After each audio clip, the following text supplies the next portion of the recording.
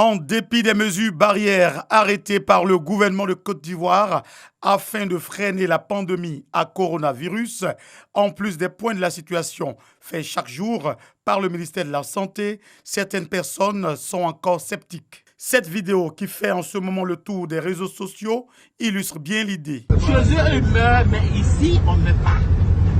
Tu vois bien. C'est-à-dire c'est un son. Là-bas, ça fait mal, mais nous, on a pris l'information pour travailler ça, faire notre son. C'est comme toi, comme ça, là, tu sais qu'il y a la rentrée scolaire qui est arrivée. Donc, tu vas au bled et ah, vraiment, je suis devenu étudiant. Donc, aidez-moi, donnez-moi l'argent. Et puis, tout le village côté, donc, quand tu arrives à venir, tu mets le bouquin et ça. Donc, tu transformes. Donc, chez nous, ça s'est transformé. Sur les vêtements, les blancs meurent là-bas, mais chez nous, ça s'est transformé.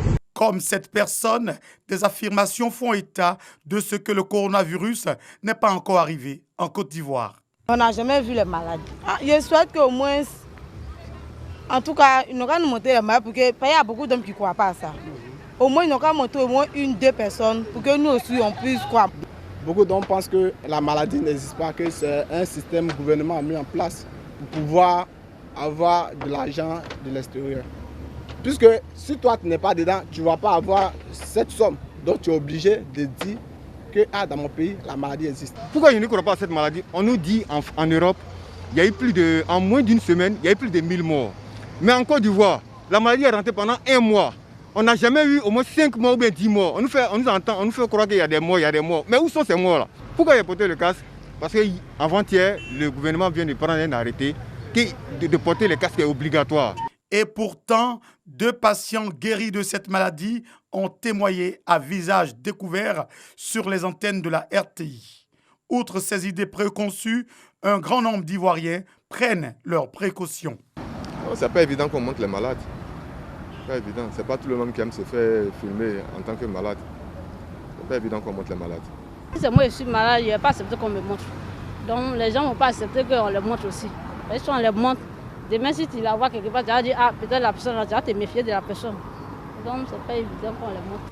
Nous vivons les faits.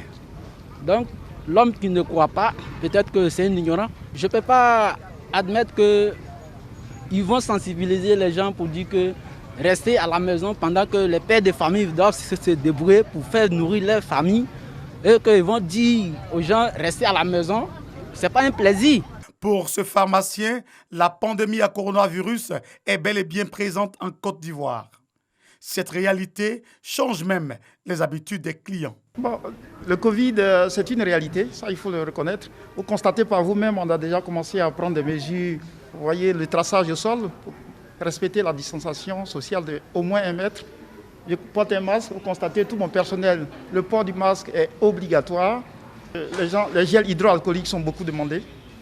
Les masques, les gants.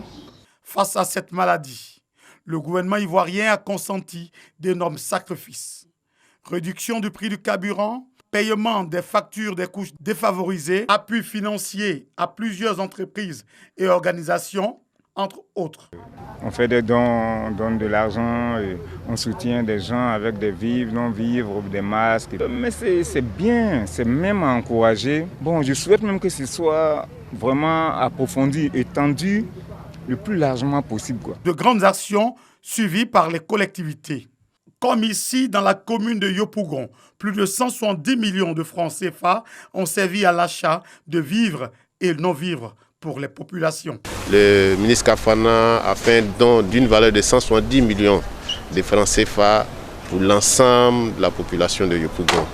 Et ce don est constitué de 2000 kits alimentaires.